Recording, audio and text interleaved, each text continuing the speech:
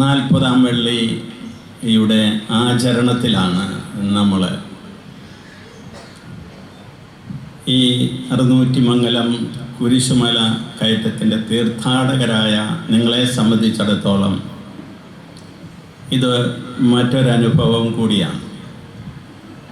40-ാം വെള്ളിയോട് ചേർന്നുള്ള കുരിശുമല കയറ്റം സ്ലിവാപാത നിർവഹിച്ചാണ് നിങ്ങളെല്ലാവരും ഈ മലയുടെ മുകളിലേക്ക് വന്നത്. എന്താണ് 40-ാം വെള്ളിയുടെ പ്രാധാന്യം? നോമ്പുകാലം ആരംഭിച്ചിട്ട്, അഥവാ ഉപവാസകാലം ആരംഭിച്ചിട്ട് 40 ദിവസം തികയുകയാണ് ഇന്ന്. ഞായറാഴ്ച ഉൾപ്പെടെയുള്ള ഈ നോമ്പാരംഭത്തിന് ശേഷമുള്ള ദിവസങ്ങൾ എണ്ണുമ്പോൾ നാം 40-ാം വെള്ളിയിലാണ്. അപ്പോൾ 40-ാം വെള്ളി ആകുമ്പോഴേക്കും നമ്മുടെ കർത്താവ് നിർവഹിച്ച തൻ്റെ ആ ഉപവാസത്തിൻ്റെ 40 രാവും 40 പകലും ഉപവസിച്ച് കർത്താവ് തൻ്റെ പരസ്യ ജീവിതത്തിന് ഒരുങ്ങിയതിൻ്റെ ആ അനുഭവം നമുക്ക് ലഭിക്കാനാണ് നമ്മൾ പരിശ്രമിച്ചത്.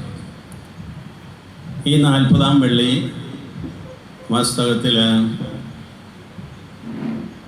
പീഡാനുഭവ വാരത്തിൻ്റെ വലിയ ആഴ്ചയുടെ ഒരു മുന്നോടിയായി നിൽക്കുന്ന വെള്ളിയാഴ്ചയാണ്.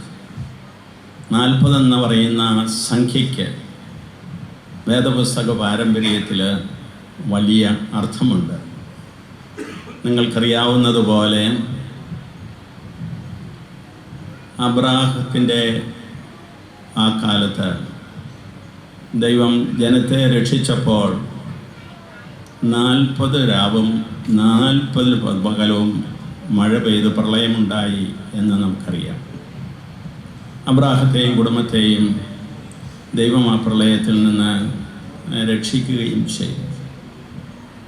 മോശ 40 രാവും 40 പകലും മലയിൽ ഉപവസിച്ച് ദൈവത്തോട് പ്രാർത്ഥിച്ചതിന് ശേഷമാണ് ദൈവം മോശയ്ക്ക് കൽപ്പനകൾ കൊടുക്കുന്നത്. അതുപോലെ തന്നെ നിനിവേക്കാർ മാനസാന്തരപ്പെടുന്നതിന് വേണ്ടി ദൈവം അനുവദിച്ച ദിവസങ്ങൾ 40-ആണ്. ഇസ്രായേൽ ജനം മരുഭൂമിയിലൂടെ കടന്ന് കാനാൻ നാട്ടിലെത്തുന്നതിന് മുമ്പുള്ള അലച്ചലിൻ്റെ കാലം 40 സംവത്സരം.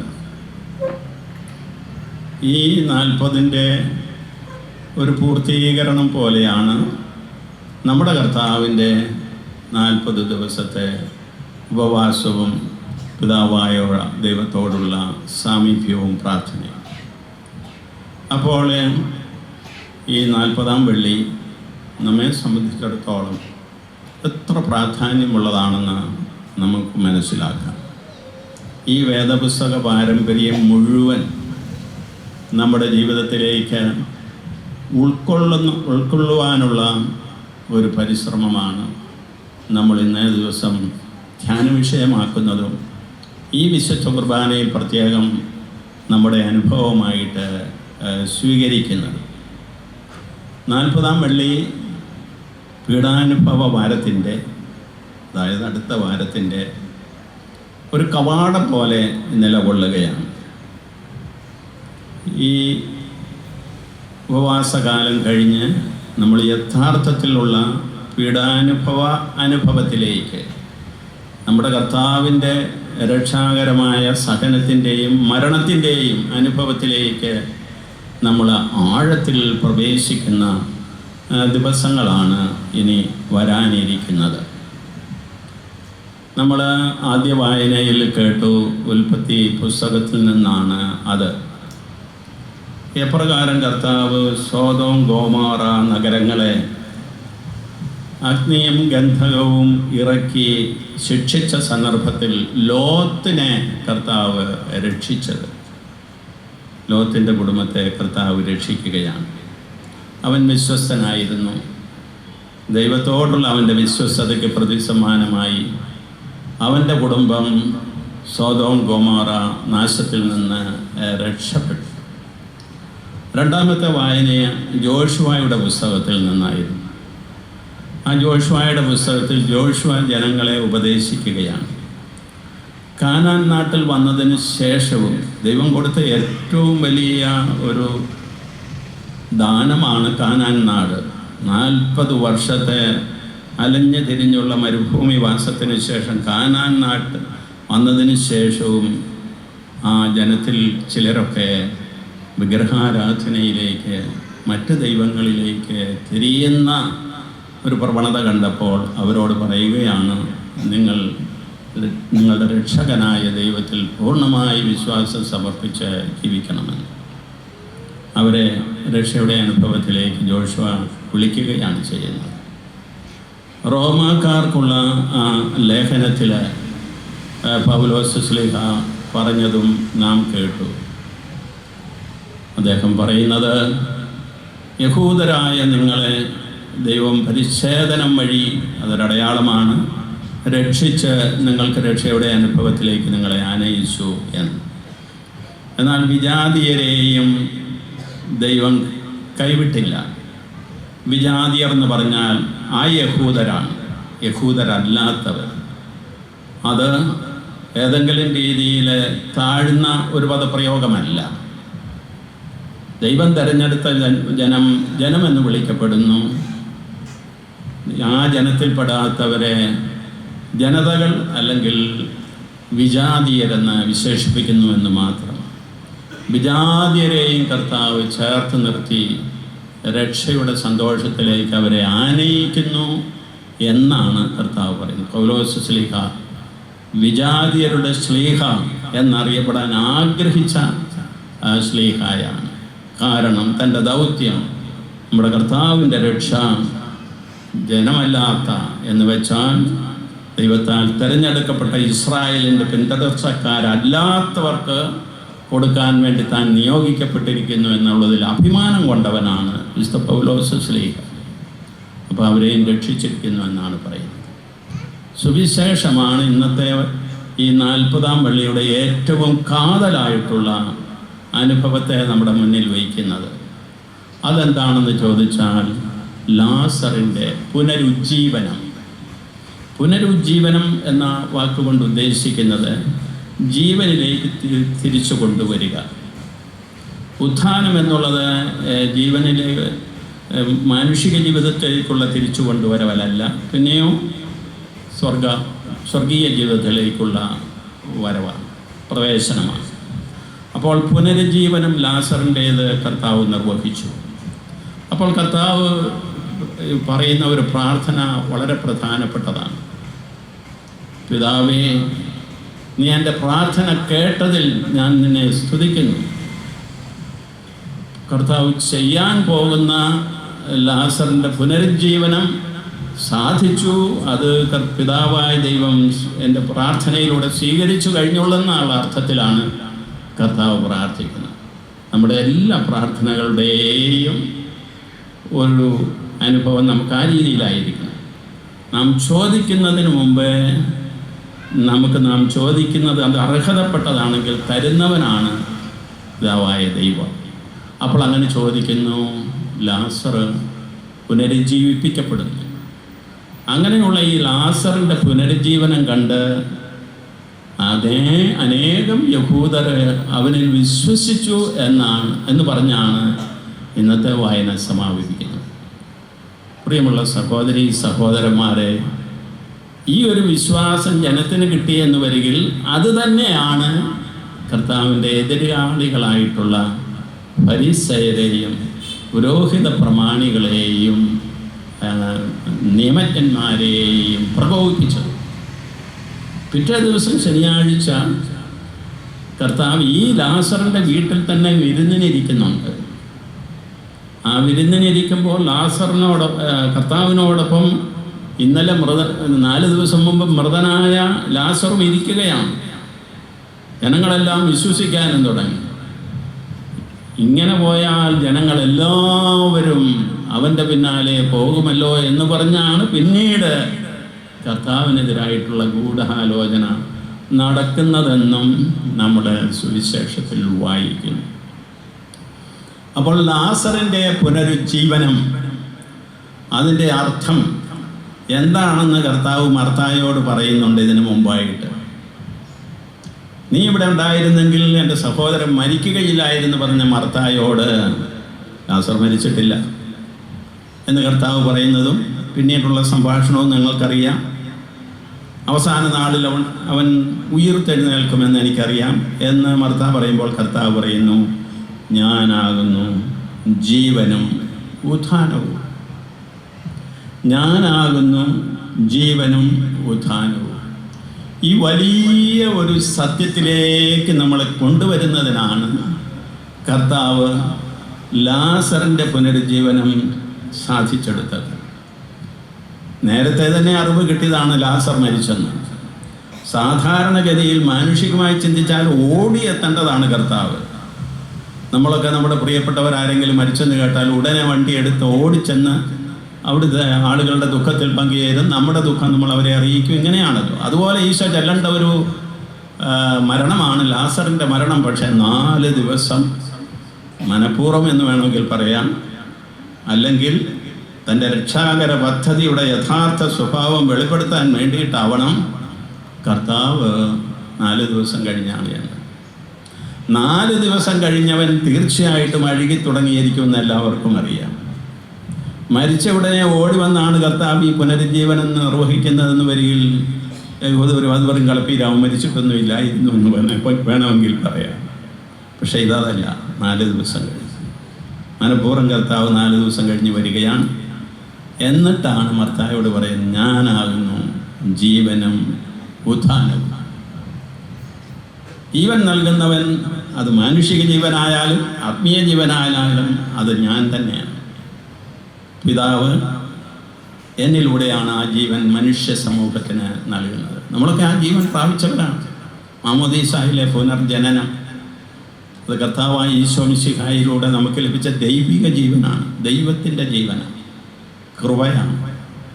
അപ്പോൾ ആ ദൈവിക ജീവനിൽ നമ്മൾ പങ്കാളികളാകുന്നു എന്ന് വരികിൽ ആ ജീവനിലാണ് നമ്മൾ പിന്നീട് വളരുന്നത്. ആ ജീവനിൽ വളരുന്ന നമ്മൾ മാനുഷികമായി മരിക്കുമ്പോൾ നമ്മുടെ ദൈവിക ജീവൻ അതിൻ്റെ പൂർണ്ണതയിൽ നമ്മുടെ ശരീരത്തെ ഉൾപ്പെടെ ഉത്ഥാനത്തിലേക്ക് കൊണ്ടുപോവുകയാണ് ചെയ്യുന്നത്.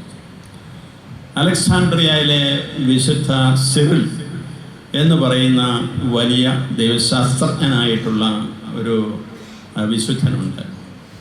അദ്ദേഹം പറഞ്ഞിരിക്കുന്നത്, കുരിശിൽ നിലയുറപ്പിച്ചുകൊണ്ട് ഉത്ഥാനത്തെ ലക്ഷ്യമാക്കി നീങ്ങുന്നവരാണ് ക്രൈസ്തവരെന്ന്.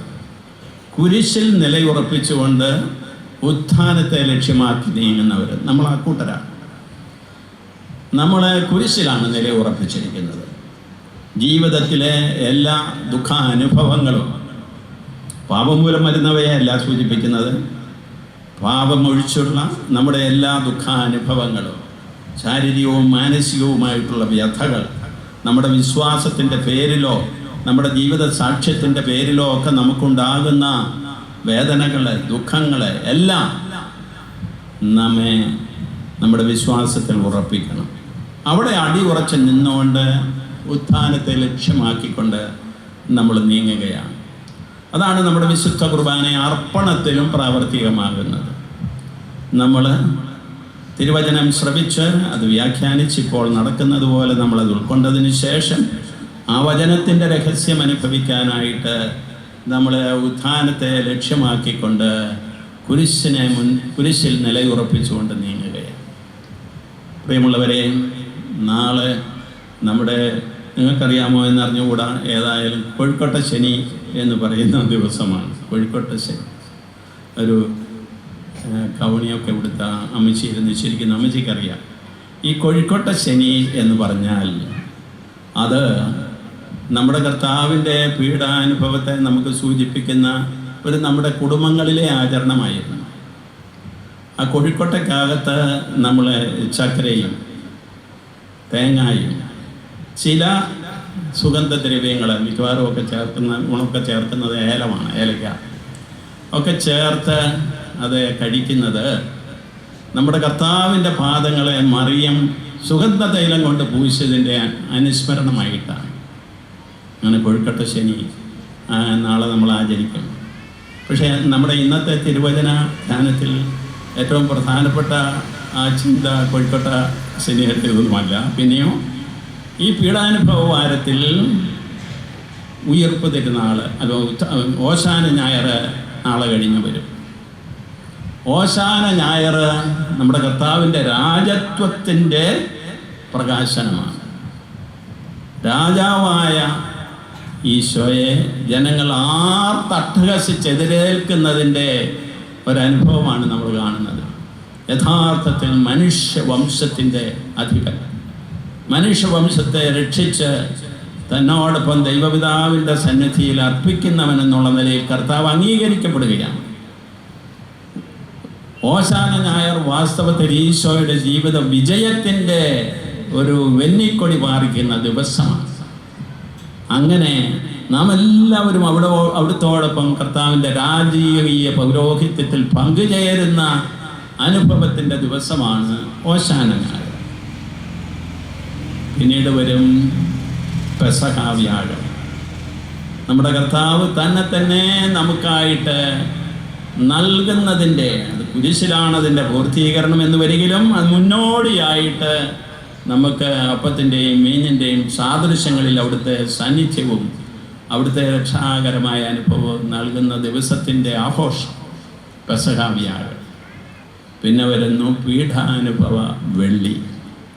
പീഠാനുഭവ വെള്ളിയിൽ കർത്താവിൻ്റെ പൗരോഹിത്യത്തിൻ്റെ ഒരു പൂർണ്ണതയാണ് നമുക്ക് കാണാൻ സാധിക്കുന്നത്. യഥാർത്ഥത്തിൽ നമുക്ക് വേണ്ടി തന്നെ അവിടുന്ന് കുരിശിൽ ബലിയർപ്പിക്കുകയാണ് പിതാവിൻ്റെ സന്നിധിയിൽ. മനുഷ്യവംശം മുഴുവൻ അവിടുത്തോടൊപ്പം പിതാവിന് സമർപ്പിക്കപ്പെടുന്ന ദിവസം നമ്മുടെ മരണത്തിൻ്റെയും ഉത്ഥാനത്തിൻ്റെയും പ്രതീകമായി കൊണ്ട് കർത്താവ് കുരിശിൽ മരിക്കുകയാണ്. കുരിശിലെ മരണത്തിലൂടെ തന്നെ കർത്താവ് ഉത്ഥാനത്തിൻ്റെതായിട്ടുള്ള ആ വലിയ അനുഭവം നമുക്ക് നൽകുന്നുണ്ട്. പിന്നീട് ഞായറാഴ്ച ശാരീരികമായ ഉത്ഥാനത്തിൻ്റെ ആ വലിയ രഹസ്യം തൻ്റെ പ്രത്യക്ഷപ്പെടലുകളിലൂടെ കർത്താവ് കൊടുക്കുന്നത് പിന്നീട് നമ്മൾ ധ്യാനിക്കും. അപ്പോഴിങ്ങനെയുള്ള ഈ വലിയ രക്ഷാകര രഹസ്യങ്ങളുടെ എല്ലാം അനുഭവത്തിൻ്റെ കവാടമാണ് ഈ 40-ാം വെള്ളി. അതുകൊണ്ട് 40-ാം വെള്ളി ആചരണം നമുക്ക് നമ്മെ സംബന്ധിച്ചിടത്തോളം എത്രമാത്രം പ്രാധാന്യമുള്ളതാണെന്ന് നിങ്ങൾ മനസ്സിലാക്കുന്നു എന്ന് ഞാൻ കരുതുകയാണ്. പ്രിയമുള്ളവരെ, നമുക്ക് ദൈവത്തിന് നന്ദി പറയാം. 1920 ആരംഭിച്ചതാണല്ലോ ഈ തീർത്ഥാടനം, ഈ കുരിശിൻ മലകയറ്റം. 2020 നമ്മളതിൻ്റെ ശതാബ്ദി ആഘോഷിക്കാനൊക്കെ ആഗ്രഹിച്ചിരുന്ന വിവരം ബഹുമാനപ്പെട്ട വികാരിച്ചൻ നിങ്ങളോട് പറഞ്ഞു. അന്ന് ഞാൻ വരാനിരുന്നതുമാണ്, ആഗ്രഹിച്ചതുമാണ്. കാരണം ഞാൻ അതിനു മുമ്പും ഈ അറുന്നൂറ്റിമംഗലത്ത് വന്നിട്ടുണ്ട്. ഇവിടുത്തെ പല കുടുംബങ്ങളുമായിട്ട് എനിക്ക് സൗഹൃദവുമുണ്ട്. അങ്ങനെയുള്ള ഈ അറുന്നൂറ്റിമംഗലത്തിൽ 2020 നടക്കാതെ പോയത് എന്നെ സംബന്ധിച്ചിടത്തോളം ഇന്ന് നടക്കുകയാണ്. ഈ 2025 എന്ന് നടന്നാലും ദൈവത്തിനൊരു സമയമുണ്ട്. കർത്താവായ ഈശോ മിശിഹായെ പിടിക്കാനായിട്ട് യഹൂദർ പല സമയത്തും പരിശ്രമിച്ചു, യഹൂദ പ്രമാണികളെ. അപ്പോഴൊന്നും കർത്താവിനെ പിടിക്കാൻ പറ്റിയില്ല. അപ്പോൾ സുവിശേഷം രേഖപ്പെടുത്തുന്ന ഒരു വചനമുണ്ട്, അവൻ്റെ സമയം ഇനിയും ആയിട്ടില്ലായിരുന്നു. ഏകദേശം അതുപോലെയാണ് നമുക്ക് ഈ ശതാബ്ദിയുടെ ആഘോഷത്തിൻ്റെ സമയം ഇനിയും ആയിട്ടില്ലായിരുന്നു. ഇപ്പോഴതായി എന്നുള്ള രീതിയിൽ നമുക്ക് ആഘോഷിക്കാൻ ദൈവത്തിന് നന്ദി പറയാം. ഞാൻ അങ്ങനെയാണ് ഇത് ആഘോഷിക്കുന്നത്. ഞാൻ നിർത്തുന്ന പ്രിയമുള്ളവരെ, എത്രയോ ആഴമായിട്ടുള്ള ചിന്തകൾ ഉൾക്കൊള്ളുന്ന ഒരു വേദപുസ്തക പാരമ്പര്യം, ഒരു പൗരസ്യ സഭാ പാരമ്പര്യമാണ് നമുക്ക് ലഭിച്ചിരിക്കുന്നത്. അതാണിപ്പോൾ നാം തുടർന്ന് വിശുദ്ധ കുർബാനയിൽ അർപ്പിക്കാൻ പോകുന്നത്. നമുക്കെല്ലാവർക്കും ഒന്ന് ചേർന്ന് ഏകമനസ്സോടും ഒരേ ഹൃദയത്തോടും ഒരേ ആത്മാവോടും കൂടെ ഈ വിശുദ്ധ കുർബാനയെ അർപ്പിച്ച് നമ്മുടെ 40-ാം വെള്ളി ആചരണവും ഇന്ന് നിങ്ങൾ നിർവഹിച്ച കുരിശിൻ ശ്ലീഹാപാതയുടേതായിട്ടുള്ള അനുഭവവും പൂർത്തീകരിക്കാം. ദൈവത്തിന് സ്തുതി. എന്നെ ഈ ശുശ്രൂഷയ്ക്കായിട്ട് വിളിച്ച ബഹുമാനപ്പെട്ട വികാരിച്ചനോടും ഇവിടുത്തെ പള്ളിയുടെ കൈക്കാരന്മാരോടും അവിടെ വന്നിരുന്നു എന്നെ ക്ഷണിക്കാനായിട്ട് ഞാൻ ആവശ്യമൊന്നുമില്ല എന്ന് പറഞ്ഞിട്ടും അവർ വന്നു. ആ സ്നേഹത്തിനും സൗഹൃദത്തിനും ഈ ക്ഷണത്തിനും ഞാൻ നന്ദി പറയുന്നു. നിങ്ങൾക്ക് കിട്ടുന്ന രക്ഷാകരമായ അനുഭവം എനിക്കും ലഭിക്കുമെന്ന് ഞാൻ പൂർണ്ണമായിട്ട് വിശ്വസിച്ചുകൊണ്ട് നിങ്ങളോടൊപ്പം ഈ വിശുദ്ധ കുർബാന ഞാൻ അർപ്പിക്കുന്നു. ദൈവത്തിന് സ്തുതി.